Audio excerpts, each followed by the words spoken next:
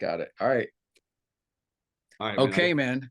I don't have the microphone. Sorry. We're doing it. That's okay. We're doing it. We're recording right now. This is it. This is the CP3D series. And you get both of us.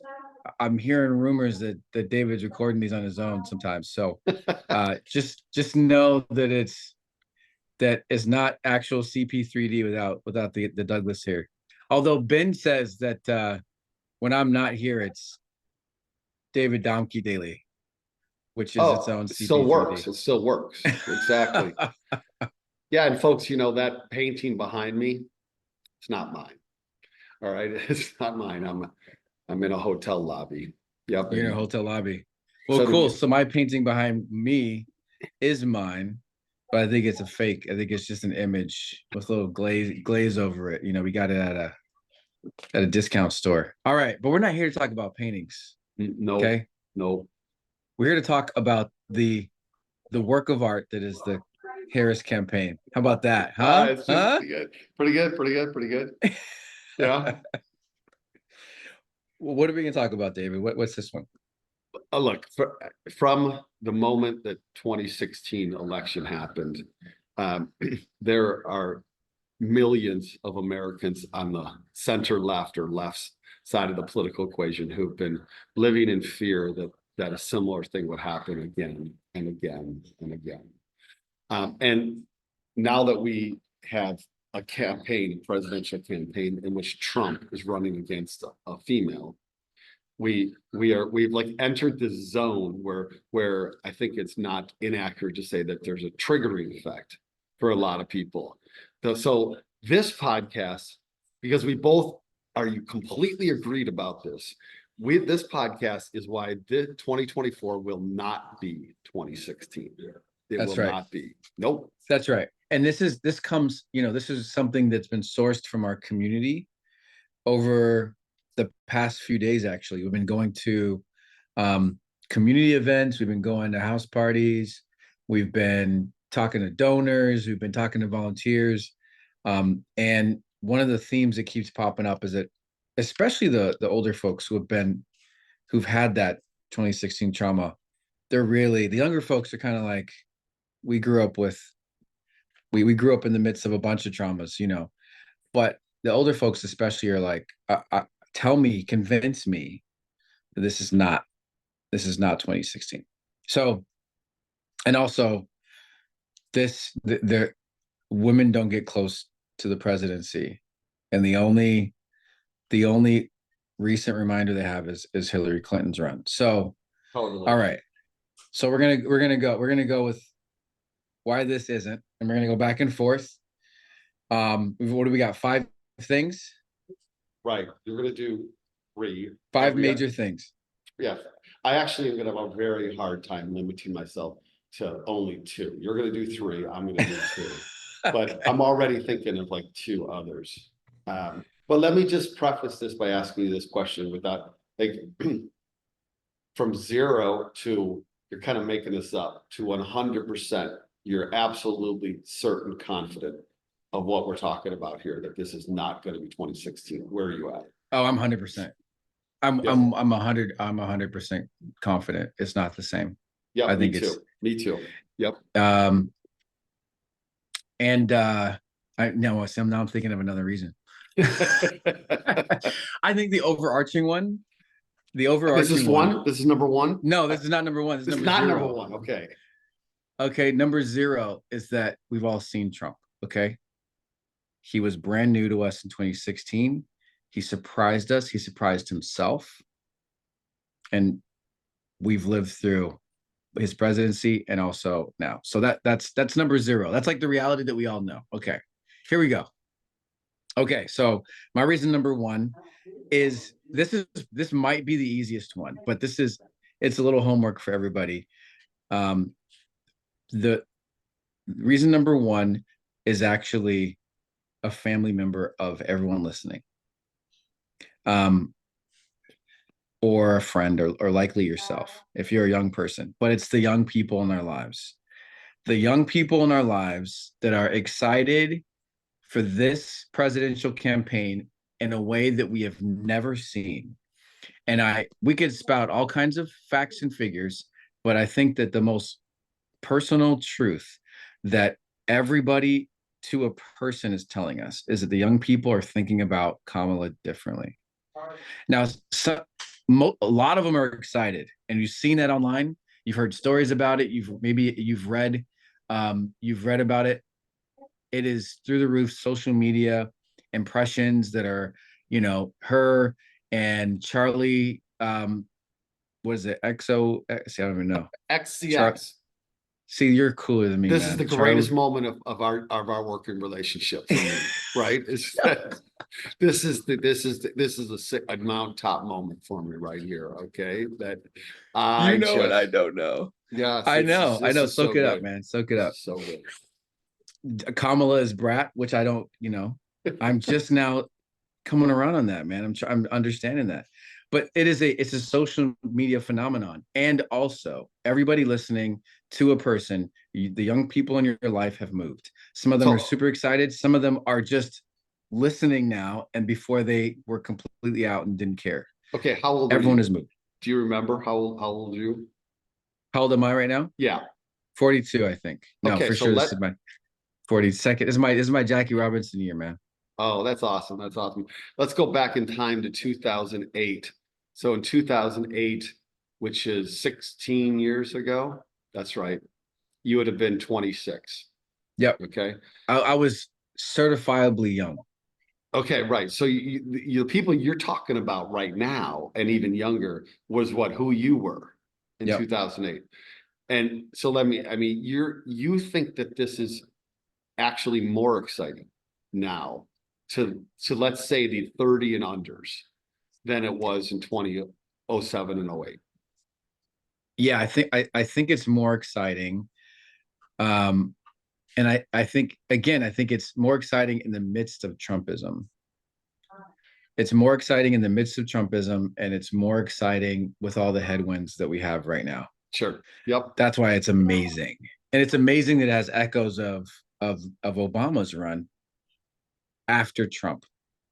Okay, well, if I'm going to go with your point, and we could take one point and discuss it for the whole podcast, so we don't want to do that. But if I'm going to take your point, so what's this point again? What's the point again? My point is that young people are excited in a way that they haven't been. Well, let me say this generation. So if we're all saying Gen Z is different, right? Yeah. Millennials, we were millennials, okay? And millennials were, we were, 9/11 was something, but what wasn't something for us, the planet wasn't burning down for us. We didn't think of it that way.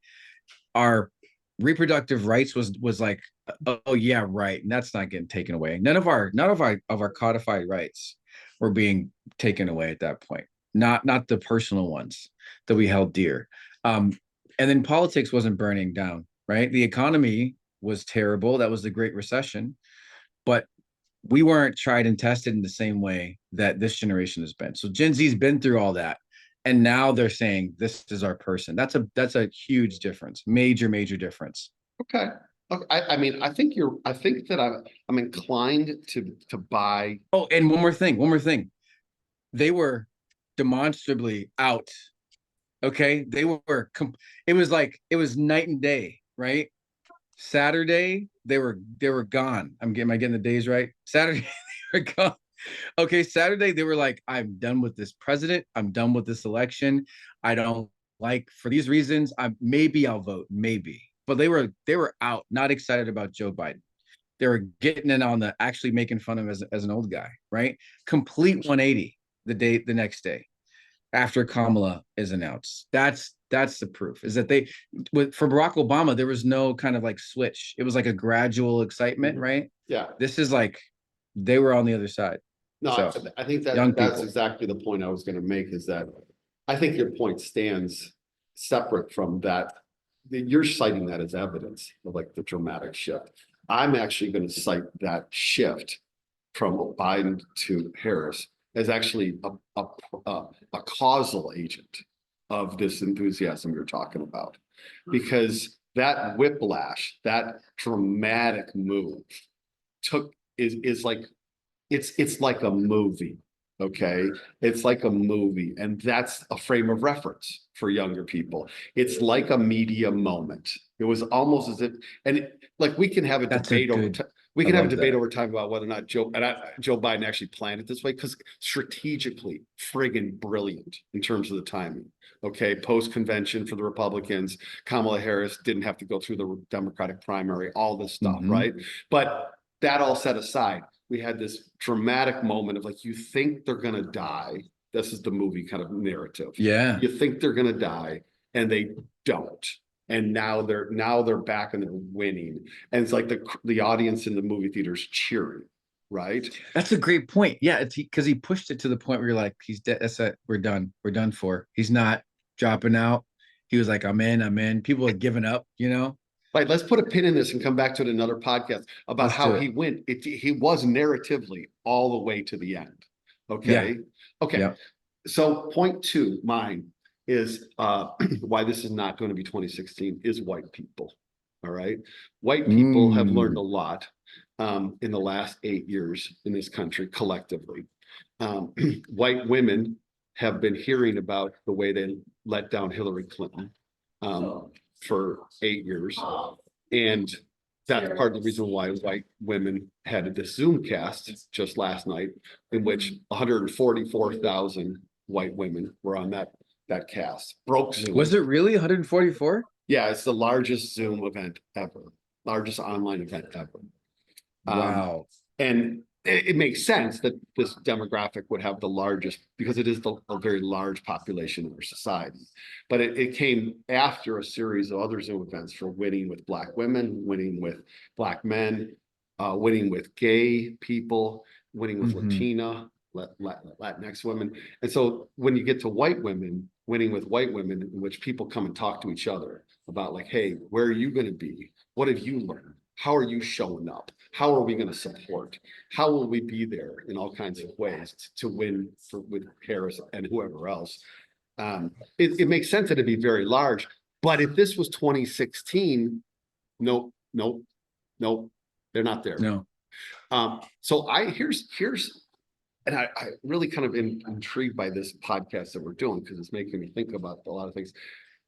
Here might be the first long-term major impact of the Black Lives Matter protests of Mm. 2020 and 21, and all the way back to Trayvon Martin, is that white people have learned a lot in the span of time Yeah, that's about showing up interesting. in society, and Yeah. about understanding the way that power needs to be diffused, common power needs to be diffused, right?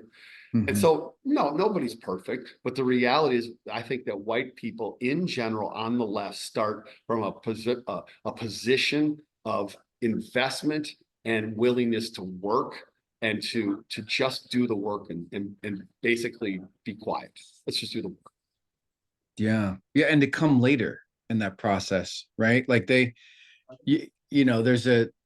an alternate future where you don't have the Black Lives Matter movement and the white women launch into it first, or they run a competing call simultaneously. I bet there was coordination where they waited, right? They waited and they heard about the Black woman one and they wanted to go, and it was like, oh, the Black men are doing one, Latinos are want to do one. And so they kind of maybe they held on that. And that's, allyship, a lot of lessons in allyship. Um, yeah, that's big, man. That's a big call. Yeah, I think if it's 2016 again, the push for Gretchen Whitmer is much higher. Hmm. Okay. Yeah. The sense that she's been wronged, I put that word in quotes, wronged, Oh, Whitmer, yeah. right? Like she's been wronged. So I think that I just fundamentally vibe shift. I think there's a fundamental difference in the way in which white people are showing up for this election from the get-go. From Yeah. the get-go. And maybe Biden deserves some credit for this too. Okay. Maybe Biden deserves some credit for this, because of the way that he has built his entire public vice presidency and presidency around African Totally. Americans, right? Well, I mean, he was the supreme ally to Barack Obama. Right. He showed allyship all the time. He was right there next to him as the wingman without needing to have the mic. And this is pre Black Lives Matter. Right. He's the wing guy. going and hanging out with him, getting burgers and stuff. Um, so quick question on that. Is there other rumors of a white men? I know there's been a joke about it. About a Zoom? Yeah, yeah. There's a joke about it because like all of history has been white men only. And so if they had a white men only anything, that would be completely terrible, maybe. Oh, no, It would it's Monday night. It's Monday night. no, no. Yeah, it is. It's white Who's running dudes. it? It's white dudes. I don't know exactly who's running it. It's definitely something that I am already signed up for. You're Okay. on it. Okay, man. Hey, dude. Hey, they got to be really careful. They got to be super careful. I know, but I mean, there's everything I've seen it so far. Okay. It's like, hey, it's they're leading. It's our turn to step up. Yeah. Okay. So I want to go, of course, and see how it goes. But I think it's imperative that there be that too. All Oh right. yeah, now. Yeah. Yeah, go last. Definitely. Okay. Yep. All right. So like so just real quick, a 2.5 is the technology piece. Without COVID, we don't get Zoom, and we Oh, don't get a robust Zoom that could actually host 100,000 plus people on it, right? And this nationwide call. I don't know, maybe everyone could have joined on a conference call, maybe, sure, sure. but I think seeing people is a major piece of like relational organizing. Yeah, well, all these affinity group conversations have been also live streamed on YouTube. Right, exactly. So you're getting to consume that's right. So a conference call is a different thing. These have all been, and if they're live streamed on YouTube, they're chopped up into smaller pieces. You get these little sound bites. They're throwing them. They're on the news. I saw the news clip from the white women one, or a couple of them. Yeah, this multimedia environment required Zoom to be successful for this. Okay, so that's another reason why it's not 2016. The other one is money, and this one's super Wait, this easy. is three. This is three. Yeah, this is number three. So Okay. young people, white people, and I'm gonna go money. Money. And this is one of the ones that and if you can pull up the like latest figures, I don't have Mhm. those. But at one of our events last night, somebody asked, are we being overconfident again? This is another 2016 thing. How can you prove to me we're not being overly confident? Because we get too confident on the left. And how do I know this is not overconfidence again? And I said, listen, I actually don't think, I think we held back some of the excitement, many of us, until we saw the data. Yeah, Okay, until we yeah. saw the social media numbers come in from the young people, the amount of views and the amount of impressions that have come through that way. The other one is the amount of dollars. Until we saw the amount of dollars and donors come through Act Blue, people weren't. I think some people were still on the fence about whether or not to get excited about this. Money and donor numbers through Act Blue, 800,000 plus donors, small donations. And then how much was the money? It was 100,000, or excuse me, 100 million in 24 hours, It was 36 yeah, it hours, was something like that. 126 million in like 2 days. Yes. Yeah. Yeah. So yeah, unprecedented numbers. But I think those are un you cannot argue against those data points. Yeah, Money yeah, is yeah. tough to raise, okay? And you can get it from, Elon Musk at one point was pledging 45 million a month to Trump before he backed out because he's a freaking coward. Um, you could get it from big donors, but this came from everyday Americans that were given small chunks of money over the course of just a few hours. So I think that's one of the reasons why it's not 2016, is that the money's coming in and it's coming from all of us. So I'm looking that up as you're referencing just to get some latest numbers. It's not only to Harris too. The congressional campaign committees for the House and Senate Democrats reported record-setting $1 million days for online donations, among the highest in history in the 5 days that since Harris has been put at the top of the Okay. ticket. And like that kind of that energy down the ticket I think is where like the money is not just Harris, although there's a ton for her. The money is for the entire fight for democracy. All right. And for whatever reason, not holding her necessarily accountable to this, but the Clinton campaign never necessarily took on the larger kind of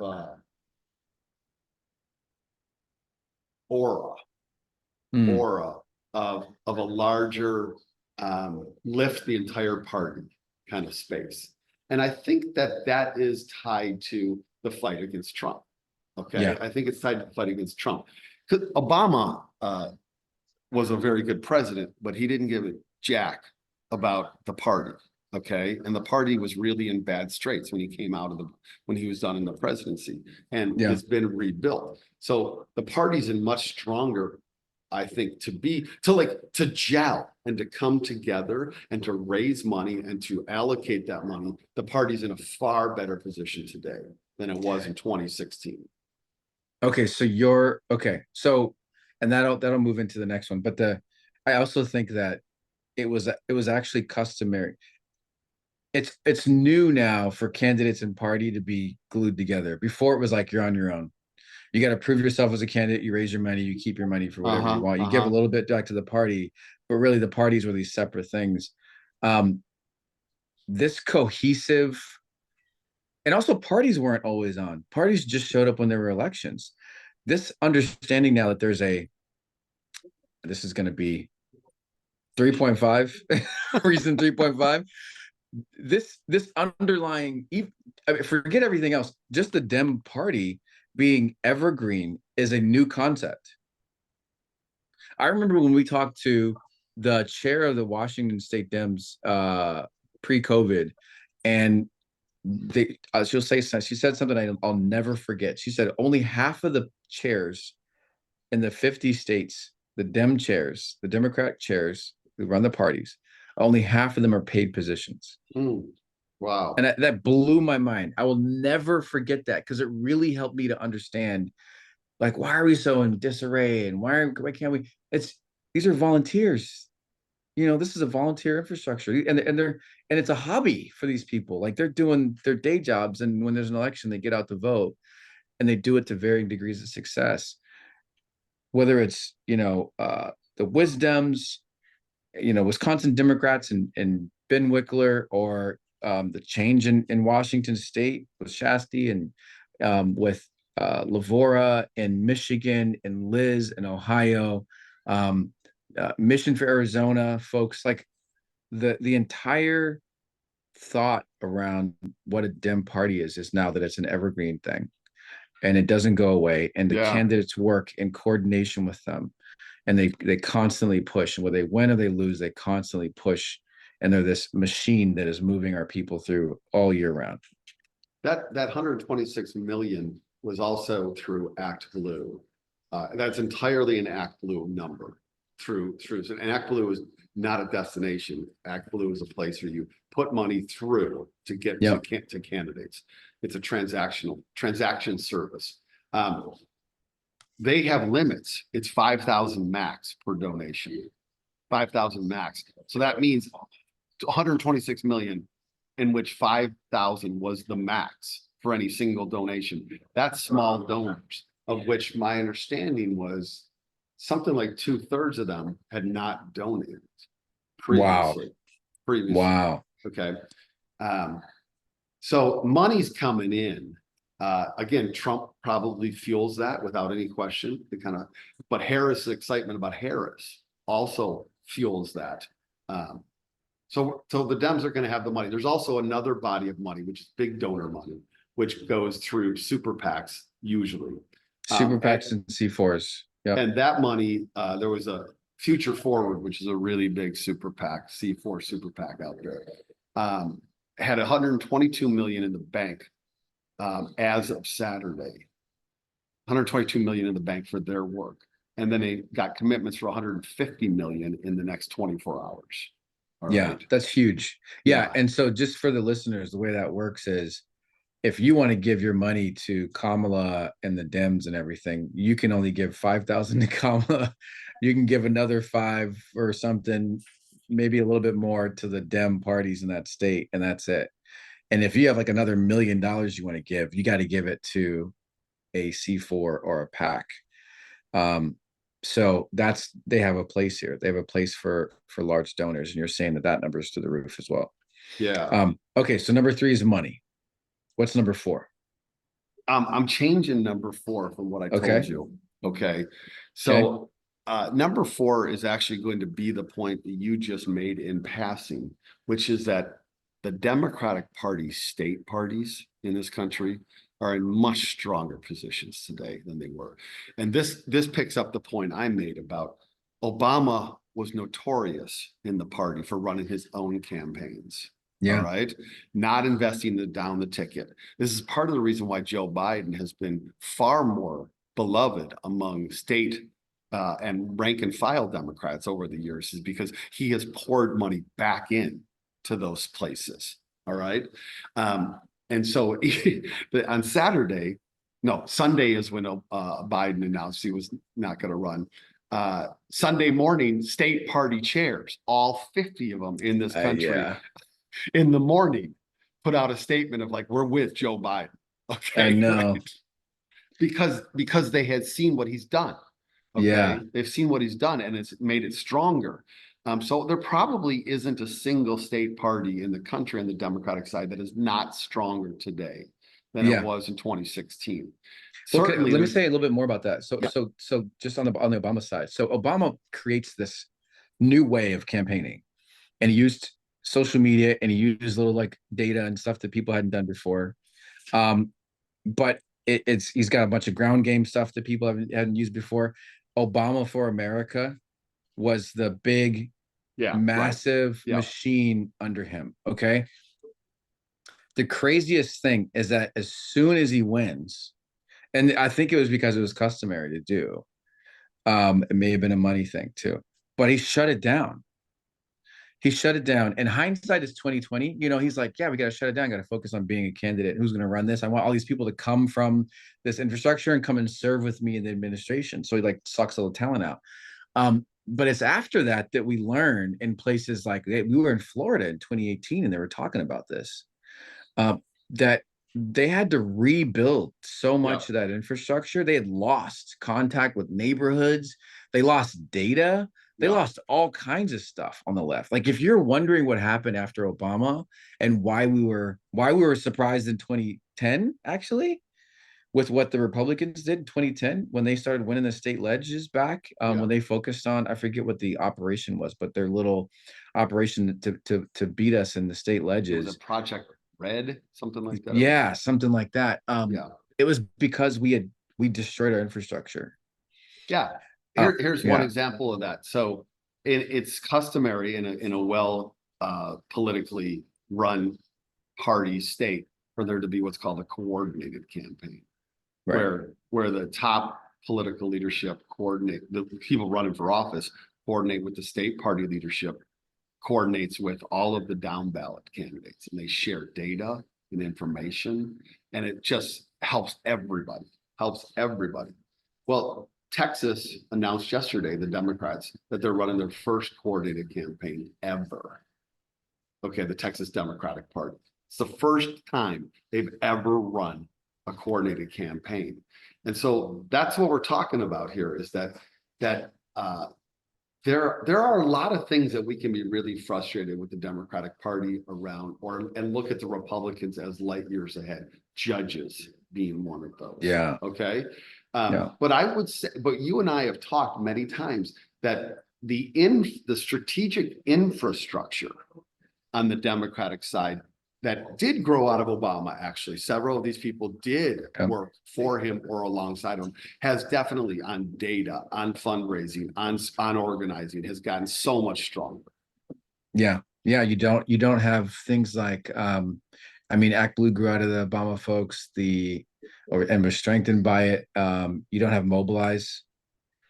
USA with that. You don't have NGP van. You don't have that in the same way you do. Which is the form, the apps that you use to access voter data, right? That's right. And there's a ton more. There's all these Exactly. like little seedling things that come up. There's an entire industry now in politics that services 501c3s and C4s and other political organizations with technology that's born out of Obama.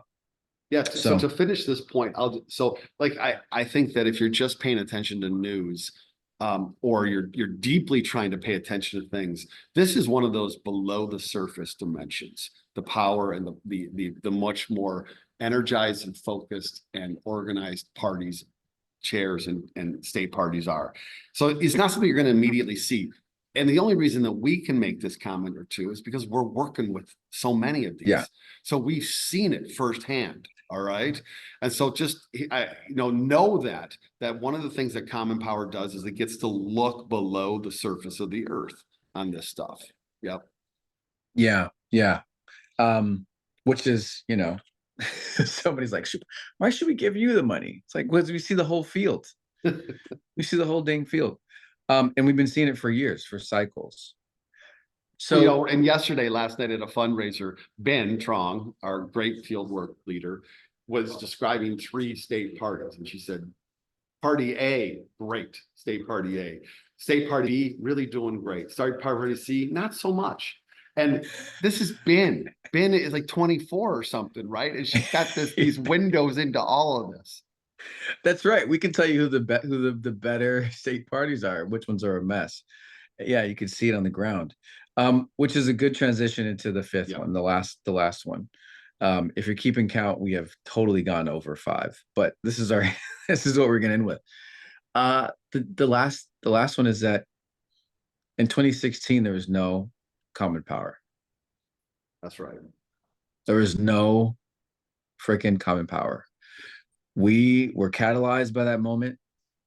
All of us shaken to our core. I think that we'd all been doing volunteering here and there. We'd all or been you know we've monitored politics as like fans maybe and participated in certain cycles, but 2016 we were living maybe normal lives. I don't know what that is these days, but we weren't there. We weren't there as an organization that sends volunteers to every swing state and district in the country. We weren't there as hundreds of Gen Zers that have traveled in the time Yeah. that we've been around. Um, Hundreds of retired folks, boomer generation people that have lent their experience to those young folks. All the talented staff that we have that have come from the ranks of our volunteers and community members, the amount of ground intelligence that we just talked about that we have, not just on the Dems, but on community organizations, 501c3s and C4s that are doing this great work, and hundreds of elections now at this point. There's no common power that will send a group of people to a race in a matter of days and knock on thousands of doors. Yeah, I think we're a big difference. And I want to say, to be fair, there are a bunch of other organizations that are still here that have been around that are battle tested. We have been at political war here to some degree for years. Trumpism has been around for a long time, and there are some organizations that have fallen by the wayside. There are some that have shrank dramatically, and those of us that are stronger and have grown are here now, and we weren't there for Hillary in 2016. You if there's one one thing that you think that we add to the ecosystem, like we know we love the work we do, and so there's a lot of things that we're proud of.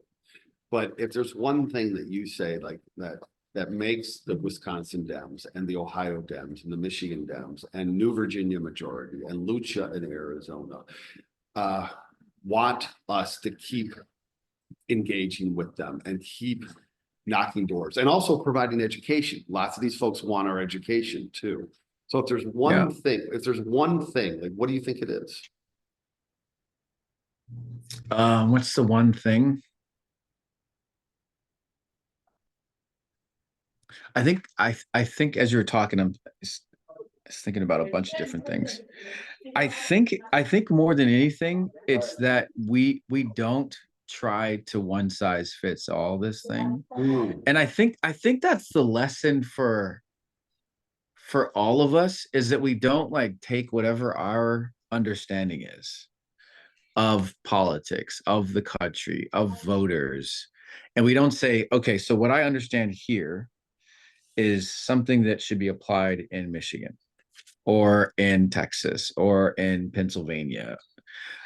It's that we understand that everywhere in this country is unique, and that those people on the ground, the people that are the most impacted, the people who have to bear the most burden, are the ones that should um, say first and most what they think the solution should look like. And I think this goes all the way back to what we were saying about white people, about how we have all kind of right sized for this moment.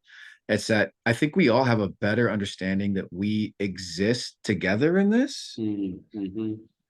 and that we shouldn't broad brush other people's existence or their perspective with our own. And we should cooperate. We should come together in a coalition. We should give a little bit, we should take a little bit, but we should share. We should it's this we've taken like what is the massive community of people working in politics, and we've decided to be better players in it by respecting the other people that are in this ecosystem with us.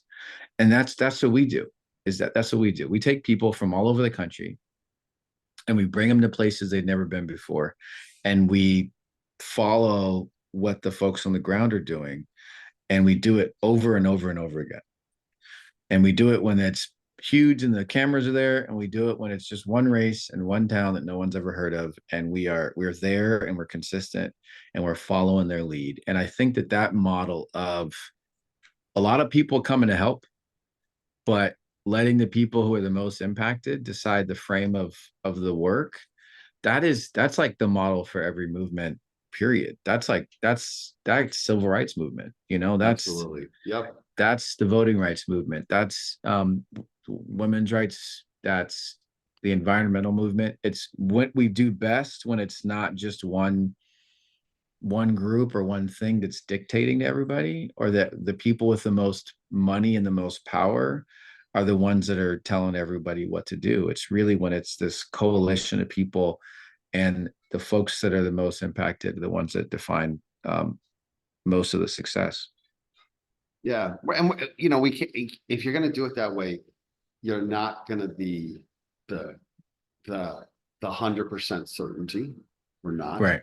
We're not going to be the most efficient on every metric. We're No, not, because we need to be able to maneuver and to adjust. That's what a partnership is that that's right. you adjust, actually take into account the other people, right? Yep. And so and that's I love that. Like that's kind of like the DNA of Common Power is uh we're adjusting always, right? And Always. and we know that over time that hasn't been the fit for everybody. Okay. That was maddening for some people, man. Constant adjustment is not the way to go through life for some chunk of people. Okay. Yep. Yep. Yeah. And it's intentional. It's intentional. I think that there are some people who have run traditional organizations and businesses that if they saw the like inside of CP, they'd be like, what the heck? You can't be successful this way. People have told me that over the years. Oh yeah, if you're doing that, you're not going to be successful. Um, I beg to differ, man. I tell people the saying is I want you to be 100% comfortable with 70% certainty. And Yep. that's about leaving a gap of of uncertainty there, right? And you do it intentionally. So some of our plans, that you build them, I tell the young folks, you build them to 70% and you leave the rest open. Oh my gosh, that's so difficult. You can't answer this question, you can't answer that question. No, and we intentionally don't answer them. You know why? Because the people on the ground are going to answer that for us. Yeah, I Because the mean, political winds are. right, we got to wrap up because I got to take my son to get tacos. But Tacos are important. I didn't book my hotel till 2 hours ago here because somebody who is part of our community that I want to see tomorrow said, I think I'm going to be there, but I'm not sure. So can we plan? But There you go. right? So I made a decision to wait. And my son was frustrated with me. His dad just didn't, because I had to find a few hotels. I had to go through a few, right? He said to me specifically, he goes, this could have been avoided. And I said, no, it couldn't. You don't understand. This is the way we work. And he's like, Dad, I just said it could have been avoided. I wasn't okay. And he's like, you don't have to, and I'm like, you're right. Sorry. You don't have to give me the common power speech, Dad. I'm with Exactly. it. I'm with it. But that's where I think about in terms of like, it's not as efficient necessarily, but it delivers a return that is more than just efficiency. It's about actually humanity and it's like respecting each other. And inclusivity. Yeah. Yeah, because you included this other person in your existence. You let them determine what you were doing. And it's uncomfortable. It's uncomfortable, there's uncertainty, maybe there's a little bit more cost, but now that person is actually a part of what the result of your plan is down there. Yeah, that's how you do it, man. And that's what's going to win this year. That is the difference, is that there are more people doing that. And we didn't invent it. And I think that all of us in this ecosystem we're playing really well with each other right now. So folks, it's not 2016. It's not. And Kamala Harris in her speech in Milwaukee, Wisconsin, on Tuesday, I think when she spoke, yeah, it was Tuesday, said, this is how she said, we are not going back. All right. Not going back. We're not going back. Not going back to 2016. We're not going back to whatever Great Again was. Not fucking going back.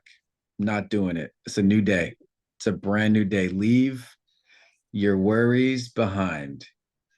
Let's go, people. This is 2024, and Kamala Harris is going to deliver the victory, and we're going to help her. Absolutely. All right, man. Good to talk to you. I'll get this out. This is kind of like our week wrap up. This is like 5 days into the Harris candidacy. We can say this with some confidence tonight. We have confidence. Yes. Yeah. Some confidence. 100% over here, man. 100%. Yeah. Yeah. Still 70% certain, but 100% confident. Yeah, that's right. We're 100% confident, but 70% certain of how it's going to happen. That's right. Yeah. All right, man. You can sign us out? Yeah, I will. Oh, yeah. So, Colin Power, folks, thanks for joining us for this ride for the last week and a half. We're not quite done yet. We're still going on a day. CP3D is still the Douglas Domke Daily. So we're out. I'm going to tap my chest, and then I'm going to kiss my fingers and point to the sky. So here we go. Common Power out. All right. All right. All right. Let's go, man. Let's go. See ya. See ya.